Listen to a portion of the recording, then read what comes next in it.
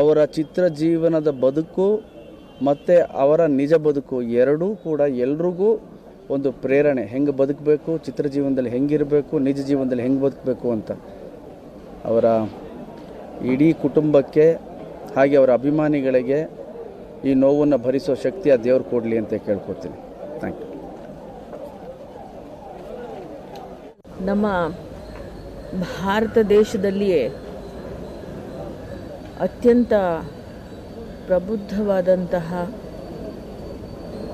ಹಾಗೂ ದಕ್ಷಿಣದ ಧ್ರುವತಾರೆ ಅಂತಲೇ ಅನ್ನಿಸ್ಕೊಂಡಿದ್ದಂತಹ ಮೇರು ನಟಿ ಇವತ್ತು ನಮ್ಮ ಜೊತೆಯಲ್ಲಿ ಇಲ್ಲ ಅಂತ ಅನ್ನೋದು ಬಹಳ ದುಃಖದ ಸಂಗತಿ.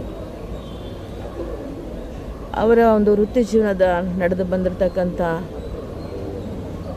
ದಾರಿ ಮುಂದಿನ ಎಷ್ಟೇ ಪೀಳಿಗೆಗಳಿಗಾದರೂ ಕೂಡ ಒಂದು ಆದರ್ಶ ಮತ್ತು ಮಾದರಿಯಾಗಿರ್ತಕ್ಕಂಥದ್ದು. ಕಲಾವಿದರು ಅಂತ ಹೇಳಿದರೆ ಒಂದು ವೈಯಕ್ತಿಕ ಜೀವನ ಆಗಲಿ ಅಥವಾ ವೃತ್ತಿ ಜೀವನ ಆಗಲಿ ತನ್ನದೇ ಆದಂತಹ ರೀತಿ ನೀತಿ ಶಿಸ್ತನ್ನು ಬಯಸುತ್ತೆ. ಅದು ಹೇಗಿರಬೇಕು ಅನ್ನೋದನ್ನೆಲ್ಲ ಸರೋಜಾದೇವಿ ಅಮ್ಮ ಅವ್ರನ್ನ ನೋಡಿ ಕಲಿಯುವಂಥದ್ದು ಬಹಳಷ್ಟು ಇದೆ. ಅವರ ಜೀವನ ಪ್ರೀತಿ, ವೃತ್ತಿ ಪ್ರೀತಿ ಇವೆಲ್ಲವೂ ಕೂಡ ಅಷ್ಟು ಸುಲಭವಾಗಿ ಸಾಧಿಸೋಕೆ ಸಾಧ್ಯ.